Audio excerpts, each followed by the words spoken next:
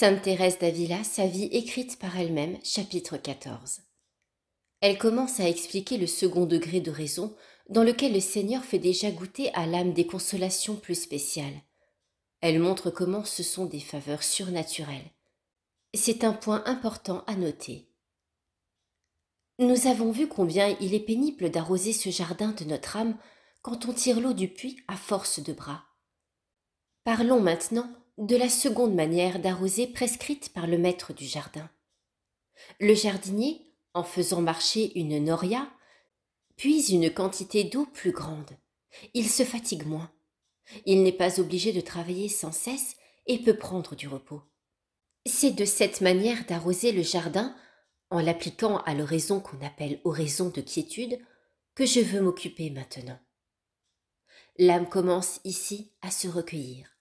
Elle touche déjà aux choses surnaturelles, mais elle ne peut en aucune manière y parvenir par elle-même malgré toutes ses diligences.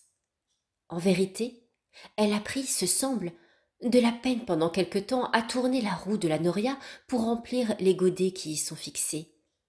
Je veux dire qu'elle a travaillé avec l'entendement. Mais ici, l'eau se trouve à un niveau plus élevé et on se fatigue moins qu'en la tirant du puits. Je veux dire que l'eau est plus proche de nous, parce que la grâce se fait alors connaître à l'âme avec plus de clarté. Ceci est un recueillement des puissances au-dedans de nous, pour jouir de ce contentement avec plus de saveur.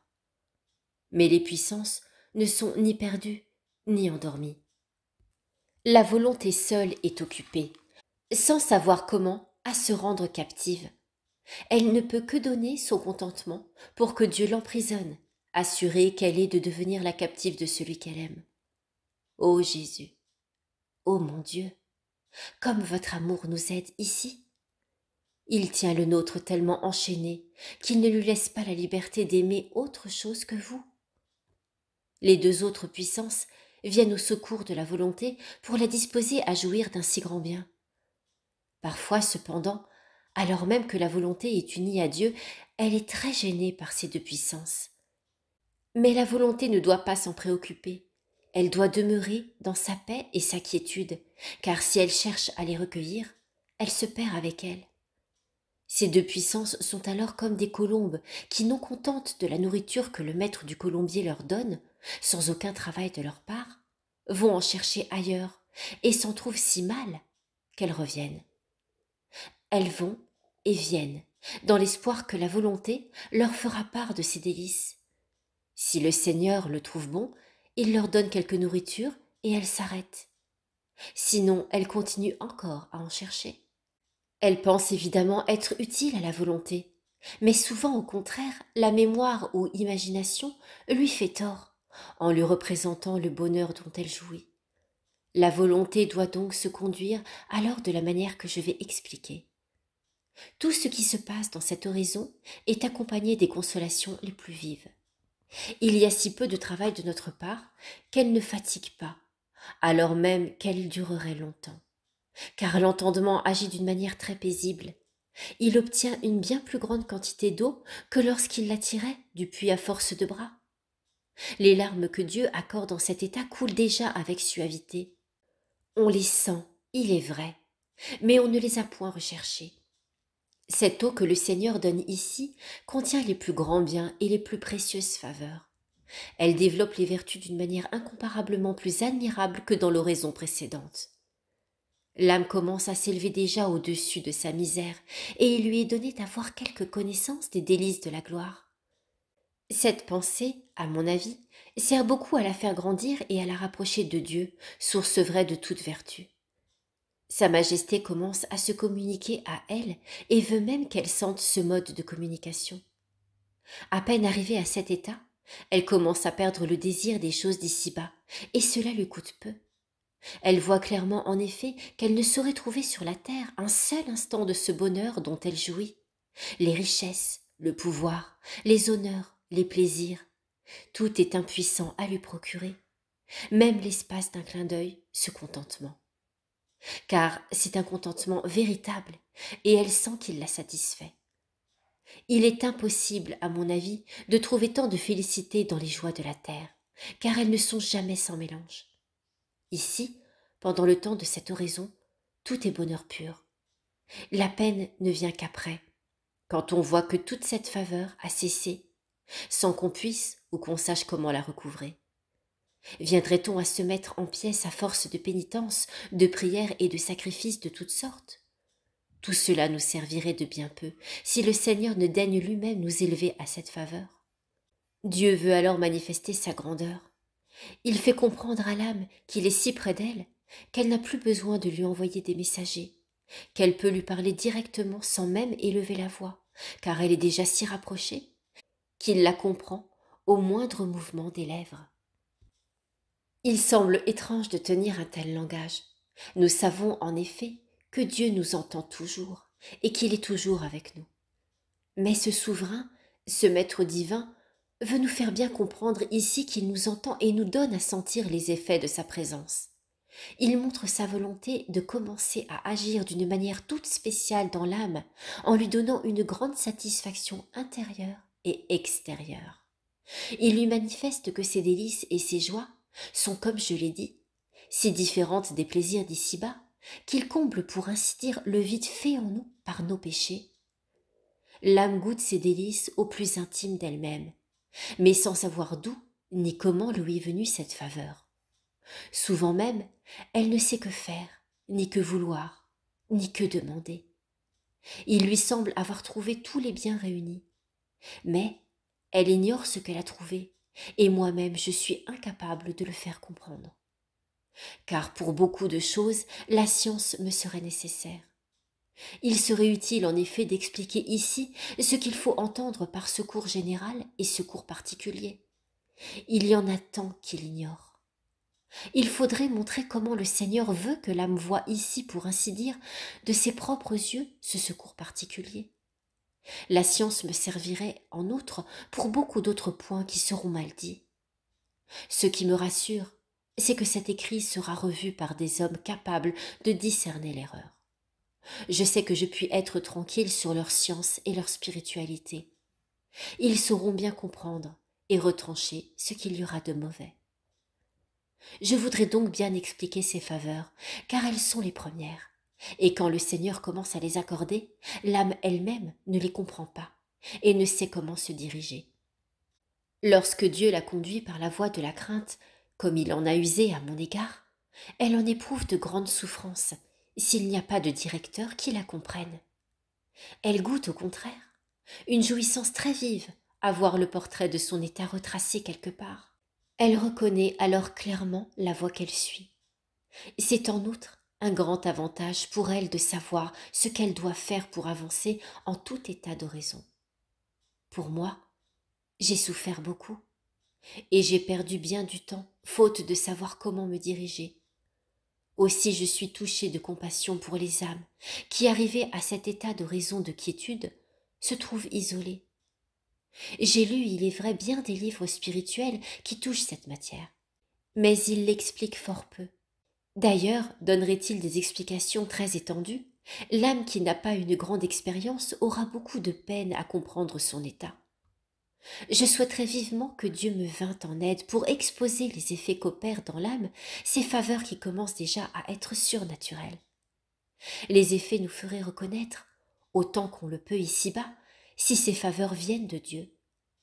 D'ailleurs, il est toujours bon, même quand Dieu en est l'auteur, de marcher avec crainte et prudence, car le démon pourrait parfois se transformer en ange de lumière. Si l'âme n'a pas une grande expérience, elle ne le comprendra pas. Pour le comprendre, elle doit être très versée dans la spiritualité et arriver même à un très haut degré d'oraison. Un tel travail est bien peu secondé par mon peu de loisirs. Aussi est-il nécessaire que Sa Majesté y mette la main. Il me faut en effet suivre les exercices de la communauté et me livrer à beaucoup d'autres occupations. Je me trouve de plus dans un monastère de fondation récente, comme on le verra plus tard, et je ne puis écrire qu'à la dérobée et par intervalles. Cependant, il me faudrait du temps, parce que quand le Seigneur nous donne son inspiration, on écrit avec plus de facilité et de clarté. Il semble qu'on a devant soi un modèle et qu'on le copie. Mais si l'inspiration de Dieu vient à manquer, il est plus difficile, malgré un grand nombre d'années passées dans l'oraison, de s'exprimer en ces matières que de parler arabe. Voilà pourquoi je considère comme un très grand avantage de me trouver, au moment où j'écris, dans le degré d'oraison dont je parle. Je vois alors clairement que ce n'est pas moi qui le dispose avec l'entendement. Je ne sais même pas ensuite comment j'ai pu réussir à l'exposer. Cela m'arrive très souvent. Revenons maintenant à notre jardin ou verger. Considérons comment les arbres commencent à bourgeonner pour fleurir et donner ensuite leurs fruits. Comment, en outre, les fleurs et les œillets se disposent à répandre leur parfum. Cette comparaison me plaît. Bien souvent, en effet, au début de cette vie de fidélité que je vais raconter, et plaise à Dieu que j'ai véritablement commencé à le servir. Je goûtais la joie la plus vive à me représenter mon âme, comme un jardin, et le Seigneur qui s'y promenait. Je le suppliais d'augmenter le parfum de ces petites fleurs des vertus qui commençaient, se semble, à vouloir éclore.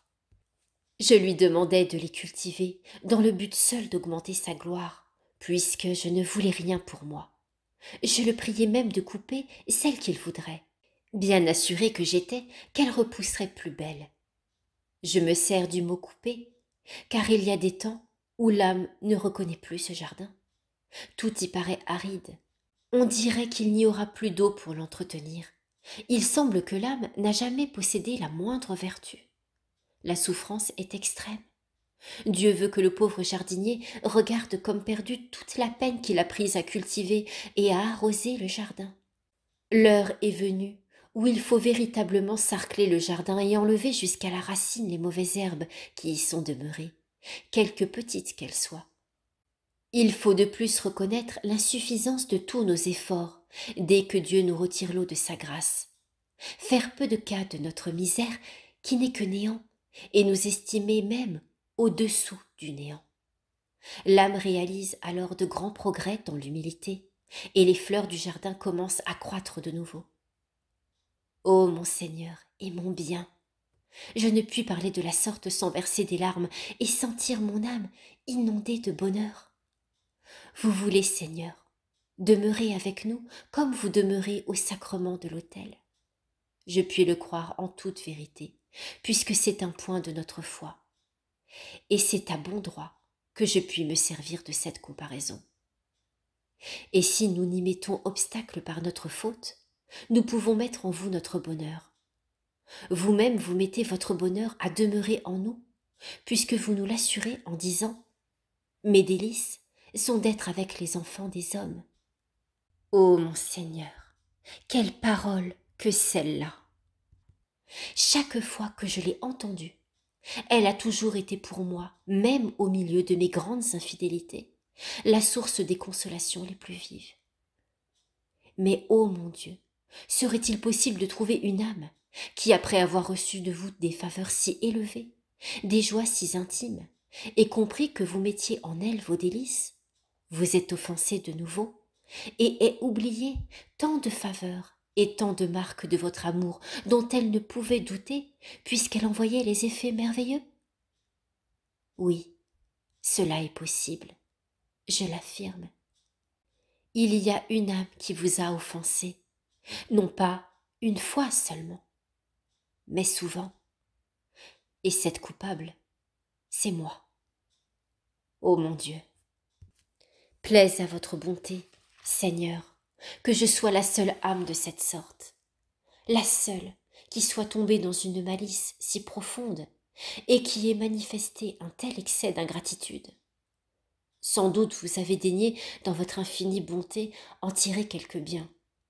Et plus ma misère a été profonde, plus aussi elle a fait resplendir le trésor incomparable de vos miséricordes. Et avec combien de raisons ne puis-je pas les chanter éternellement? Je vous en supplie, ô mon Dieu, qu'il en soit ainsi, que je puisse les chanter, et les chanter sans fin. Vous avez daigné me les prodiguer avec tant de magnificence. Ceux qui le voient en sont étonnés. Moi-même, j'en suis souvent ravie. Et je puis mieux alors vous adresser mes louanges. Si une fois revenu à moi je me trouvais sans vous, ô Seigneur, je ne pourrais rien, si ce n'est couper ces fleurs du jardin de mon âme, et cette misérable terre se changerait comme autrefois en vil fumier. Ne le permettez pas, Seigneur. Ne laissez pas se perdre une âme que vous avez achetée au prix de tant de souffrances, que vous avez tant de fois rachetée de nouveau et arrachée aux dents de l'épouvantable dragon. Vous me pardonnerez, mon Père, si je suis sorti de mon sujet. Ne vous en étonnez pas. Au fond, je n'en suis point sorti. Mais mon âme est tellement saisie par mon récit que parfois, quand je me représente en les écrivant les immenses bienfaits dont le Seigneur m'a comblé, j'ai beaucoup de peine à ne pas publier davantage ses louanges. Je crois que vous ne le prendrez pas mal. Nous pouvons bien, ce me semble, chanter tous les deux le même cantique, quoique d'une manière différente. Mes obligations envers Dieu étant en effet plus grandes que les vôtres, car il m'a pardonné davantage, comme vous le savez.